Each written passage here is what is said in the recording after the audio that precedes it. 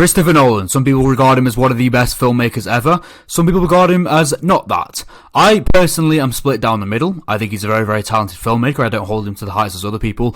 But I've been requested quite a few times to do a Christopher Nolan filmography tier list. Below me, we have all of Christopher Nolan's feature-length films, which is about 11 of them, I believe. I've seen all of them. We're going to split them into 4 tiers today, as usual. We have S tier, A tier, B tier, and of course C tier. Even though I don't have, hold Christopher Nolan to the heights as some people, I will say I don't know if he's done a bad film. There isn't one film he's done which I haven't at least got some enjoyment out of. I don't hold some of them to the heights of most, and I don't hold some of them to the lows of most. I'm kind of down the middle with him as a filmmaker. I think he's very, very talented, but we'll go over that in due course. So everyone on this list, every tier, even if they are on the bottom tier, I've still got a little bit of enjoyment out of, which is a positive in itself, let's be honest.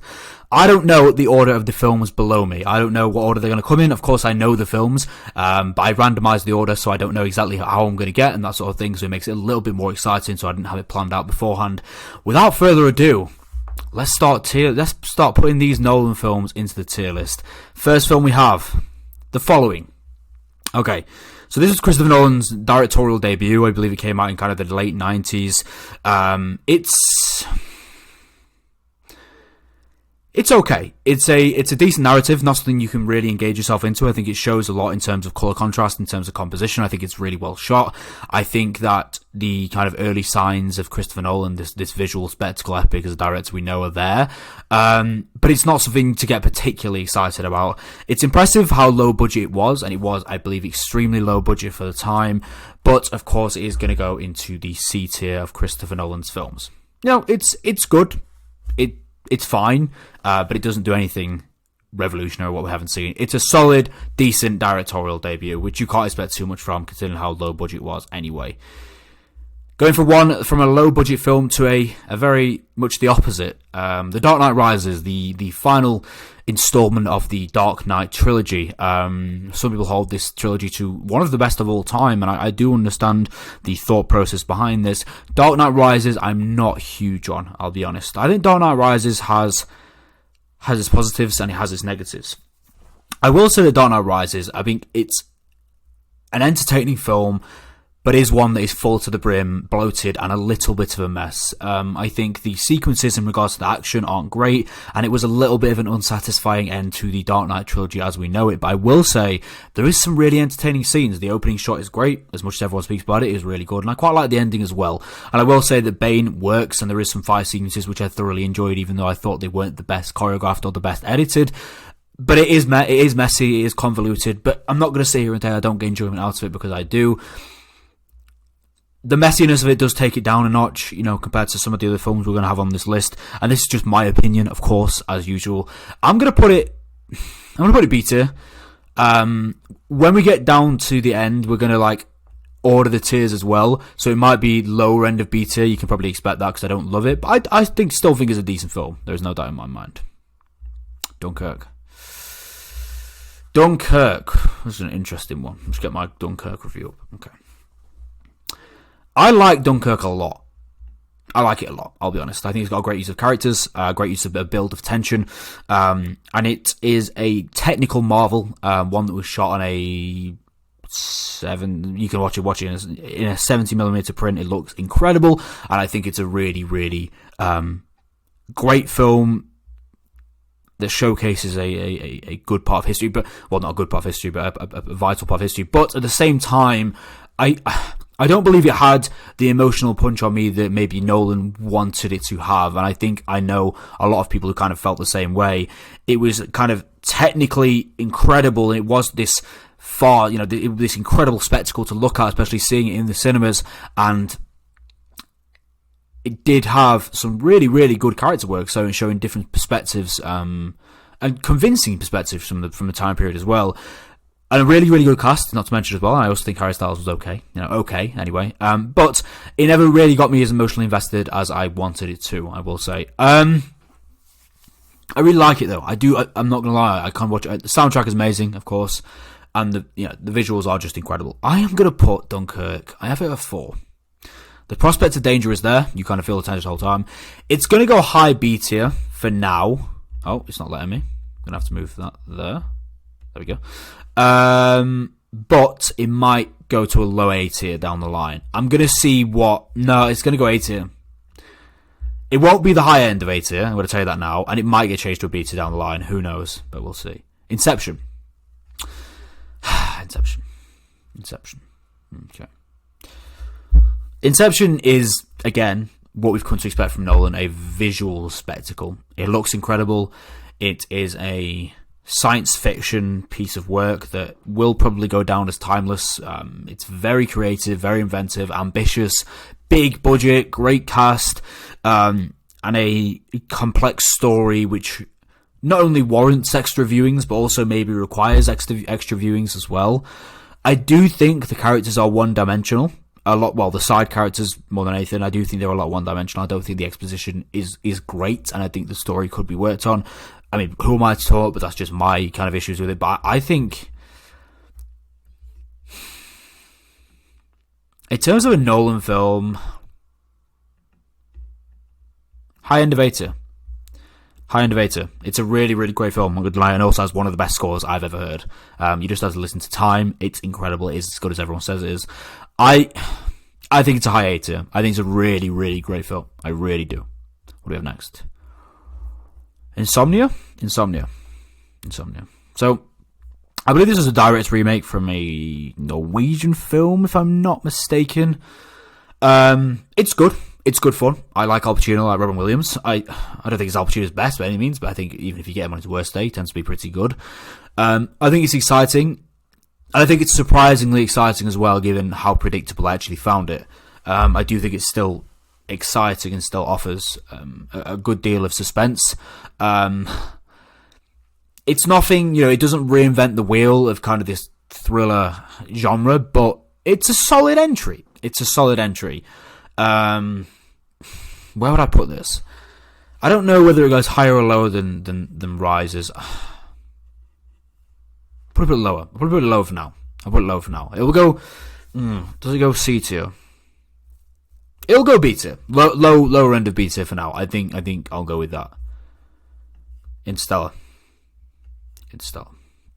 Now, I've spoken about Interstellar before, and as much as I think that Interstellar has dialogue issues, and I don't particularly love the ending, I'll be honest, and I do think Christopher Nolan has an exposition issue in terms of getting it set into the story, getting it set into the narrative. I do think the exposition is there, similar to how I feel about Inception as well. But I'm not going to sit here and say that I don't love watching this film, because I do. It's not a perfect film, but to me, by any means, what can be a perfect film, but it offers so much in terms of entertainment, in terms of emotional value. It packs a heavy punch as well. There are several sequences due to Matthew McConaughey's incredible performance that are tearjerkers. And as much as I don't like the ending, and I don't like how this film based on time-space continuum kind of went into this period about love, I understand why, but it didn't really work that well for me. I just think it's so exciting. It's a visual spectacle and a treat to look at. Another score which Hans Zimmer just provided, one of the best I've ever heard as well. It is as good as everyone says it is, just as the same with Inception. It sounds beautiful, it's amazing, the performances are great. Yes, the exposition is struggled, and yes, the dialogue isn't amazing at times, and it tends to explain itself to the viewer, I think is my issue. Interstellar is one of those films where the dialogue will explain to the viewer instead of hinting towards, which I think it struggles offering some nuance and dialogue, but I just think it's really, really entertaining and really, really fun. It sounds great, it looks great, the performances are great. And even though I have, 3 or 4 main issues with it, I can't deny how much I like it. I really, really think it's a great film. I'm going to put it in S tier. I think it's the highest end of Nolan's filmography. I really, really do. I think it's great. I think Interstellar is fantastic. I think it's a monumental piece of modern filmmaking, and that's not to say I think it's one of the best of the past 10 years. Maybe I do. Not 10 years? 2014? I think it came in 2014, yeah. That's not to say maybe I do think it's probably up there, but I think as a science fiction piece, it's one of the best we've had this century so far, and I think it deserves to be in that S tier. I really, really do. Memento. I don't know. Memento. High B tier. Maybe low A tier. Memento's good. I would actually say it's really good. I think it's complex. I think it's audacious. I think the non-linear approach is audacious. It's a feat that not many attempt, and it works for some and doesn't work for others. I will say that for me, the approach to the storytelling in this can get a little bit disjointed, and also, well, not disjointed, of a headache at times, and almost suffocating, almost of a suffocating nature, to the point where I wasn't that bothered about it after a while. But I think Guy Pearce's performance is fantastic. The performance of the film is fantastic. I think it's a really unique, audacious, and entertaining project that definitely deserves the respect it gets. I honestly would probably put it in high beta. I'm going to put high beta. I am. I know people won't like that. I know it's a fan favourite amongst Nolan fans. But for me, I think it's really, really good. But I wouldn't have it any higher than that. And again, clarify, every film on this tier, on this list, I think it's decent. Well, some of them, I think, decent, okay, decent, pretty good, really good, and then great, and then really, really great. Top. Yeah, makes sense. Tenet. C2. I know. I hear you. I just think it's a bit of a convoluted mess. It is hard with Tenet, because I will say that it is entertaining, it's dumb fun, it is dumb, I won't have anybody tell me it's not a dumb film, but I think it's another film similar to Inception that doesn't just warrant a rewatch, but almost requires one. So I am gonna say, prerequisite here, I have only seen Tenet once, so it might go up on second watch, it could well go up on second watch, because I think the potential is there, but when I first watched it, it came across as a bit dumb, which is fine. I still enjoyed it. I still got some enjoyment out of it. There's no doubt in my mind. But it came across as just a big, convoluted mess, which had its great points. I really like Rob Pattinson. I like the performances. I like the action sequences. I think they're great. And I also like the visuals. And I also like the score. What you find with these Nolan films is the score and the visuals are always the strongest point, because he has a keen eye for the visual spectacle, as we call it. But Tenet, for me, I don't love it. Although I do like it. I think it's decent. I think it's there. I think it's C tier. The higher end of C tier. The Dark Knight. It's S tier. Now, I will say, The Dark Knight, I think, has its issues. I do think The Dark Knight has its issues. But I think and this is coming from me, who's not a superhero film fan. I never have been. I didn't really grow up watching them as such, apart from Sam Raimi's Spider-Man trilogy and The Dark Knight. Since then, I've kind of come off them, and I only watch them when I have to, kind of thing. When I want to. But I will say that The Dark Knight transcends the superhero genre. It revolutionized the genre, and I truly believe that it's a great film. I really, really do. I think it's bleak. I think it's grim. I think it's a great portrayal of Batman, Christian Bale being my favourite Batman, and I think it's thoroughly entertaining. A lot of people say that it's people rate it so highly, again, because of Heath Ledger's performance, and that may be so, but that is a part of the film. People say, like, how good would this be how high would you rate The Dark Knight if it wasn't for Heath Ledger's performance? But it's such a pointless argument, because it's like, you could say that of any film. An incredible performance like Heath Ledger in The Dark Knight is always going to elevate a project.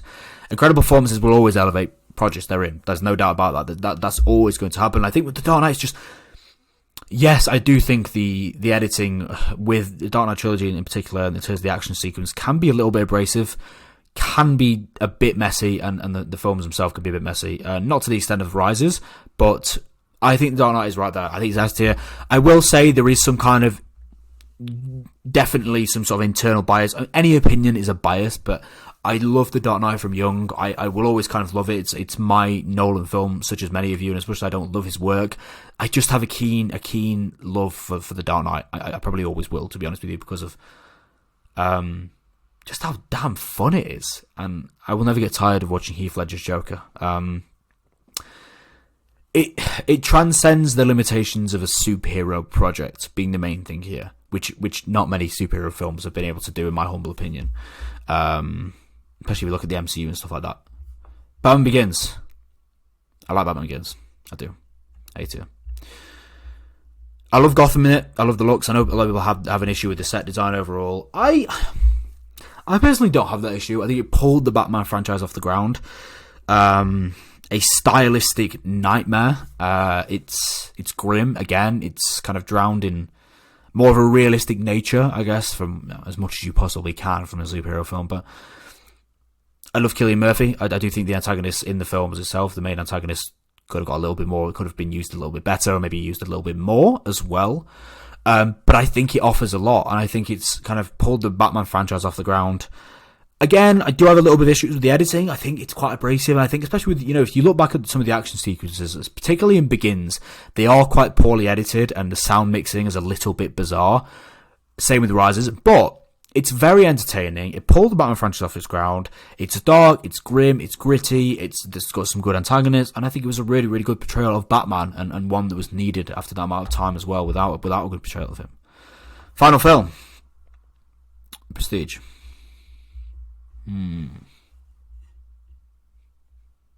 A-tier. A-tier for the Prestige. A-tier.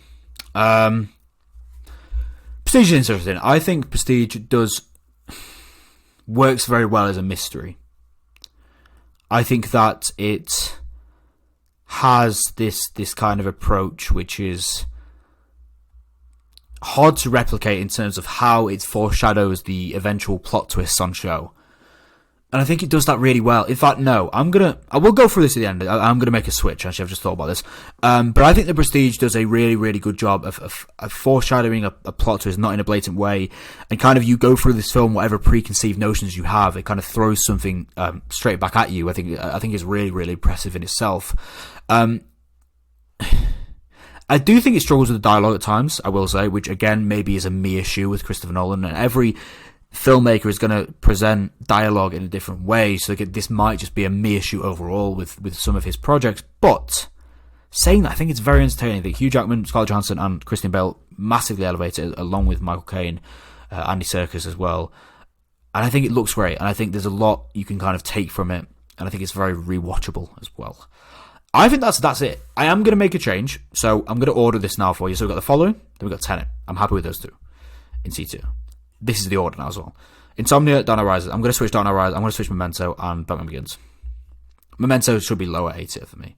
So we've got Following, Tenet, Insomnia, Rises, Begins, Memento, Prestige, Dunkirk, Inception, Interstellar, and The Dark Knight. I have a feeling my list might be different from others, I'll be honest. I have rewatched a few recently, and it's kind of changed. I think Dunkirk is a lot higher than what it was. I actually really like Dunkirk. I know it's not a popular opinion. But yeah, other than that, hope everyone's well.